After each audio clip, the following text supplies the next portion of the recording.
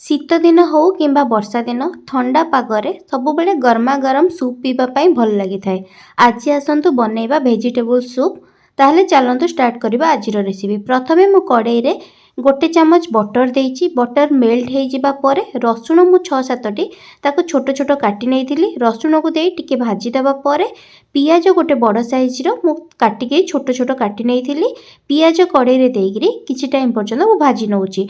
टिके हल्का भाजी हे जिबा परे मु एठारे कैप्सिकम को छोट छोट काटी नेइथिली। गोटे कैप्सिकम ताको मु छोट छोट काटी नेइथिली। कैप्सिकम एठारे देइछि।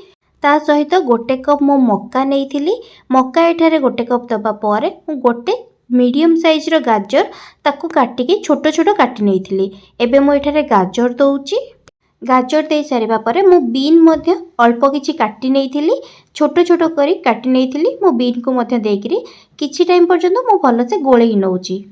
2 ରୁ 3 मिनिट भाजिबा परे गोटे छोट साइज रो अदा मु नेइकरी ताको भलसे मु छेची नेइछि। एडी अदा रो छेचा एबे कड़ाई रे देकिरी आ किछि टाइम पर्यंत मु भाजी नउछि। आपण माने वीडियोटी आरंभ रो शेष पर्यंत देखंतु। जदि भल लागिबो ताहले कमेंट सेक्शन रे निश्चय जणैबे। एबे देखंतु किछि टाइम पर्यंत मु भाजी नबा परे एबे एथिरे मु 2 कप पानी एथिरे दउछि। जहा द्वारा परिवार थिबा बास्ना कंचा बास्नाटा टिके कमी जिवो। सेथिबे पानी देइकरी किछि टाइम पर्यंत गोळेई नउछि। 5 मिनिट पर्यंत मु रखि देबी गोळेई करी रखि देबी। जहा द्वारा परिवाटा सिझी जिबा परे तार कंचा बास्ना भी टिके कमी जिवो। सेथिबे किछि टाइम पर्यंत मु गोळेई करी एठी रखि नउ। किछि टाइम गोळेई की रखिबा परे मु एठारे लूण स्वाद अनुसार दउछि। आपण आपनक परिमाण हिसाब रे लूण ऐड करिवे। आपण वीडियोटी आरंभ ରୁ शेष पर्यंत देखंतु। जदि वीडियोटी भल लागिबो ताले लाइक सहित शेयर कर देबे। आ जदि मो चैनल रे नुआ थिबे ताले सब्सक्राइब मध्य कर देबे। सब्सक्राइब करिबा सहित पाखरे थिबा छोटो बेल आइकन को क्लिक कर देबे। जहा द्वारा मु नेक्स्ट वीडियो जहा भी अपलोड करिवि ताहार नोटिफिकेशन आपण फोन को आसी जिवो। एठी देखंतु मु परे आउ 2 कप पानी देइछि। प्रथमे मु 2 कप पानी देई परिबा को टिके सिजिबा पई छाडी देइथिली। ता परे मु एटारे आउ 2 कप पानी देइछि। आपण चाहिले एका थरे मते पानी देई परिबे।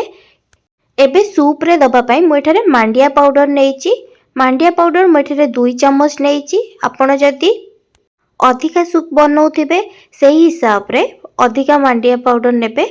हेले मु एथिरे 2 चम्मच देइछि। मु एठारे 2 कप सूप बनेबी। सेथिबे मु एठारे 2 चम्मच मांडिया पाउडर सहित 4 चम्मच मु पानी देके ताको भलो से गोळेई नेइछि। एबे गोळेई थिबा मांडिया पाउडर को एबे कड़ाई रे देके ताको भलो से किछि टाइम पर्यंत गोळेई दउछि। एबे गैस को मु स्लो रु मीडियम फ्लेम रे रखिछि। किछि टाइम पर्यंत गोळेई देबी जेमति कि सूप टिके हमर बहलिया हे जिवो। एठी देखंतु किछि टाइम मु गैस स्लो रु मीडियम फ्लेम रे रखि किछि टाइम गोळेइबा परे 4 ରୁ 5 मिनिट पर्यंत गोळेइबे। मु एठी गोळेइबा परे सूप हमर टिके बहलिया हे गलानी। एठी सूप मोर हेइकरी रेडी भी हे सारिछि। आपण माने भी ए प्रोसेस रे बनांतु। केमति लागुछि मो सहित कमेंट सेक्शन रे शेयर करिवे। आ जदि वीडियोटी भल लागुथिबो ताले लाइक सहित शेयर करनेबे। आ जदि मो चैनल रे नुआ थिबे ताले सब्सक्राइब मध्य करिदेबे।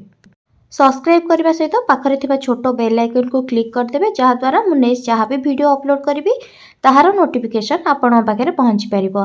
ठंडा ठंडा पागरे एमिति सूप बनेइकरी पियंतु। आशा करूछि कि वीडियोटी आपनको भल लागिथिबो। रहुछि जय जगन्नाथ।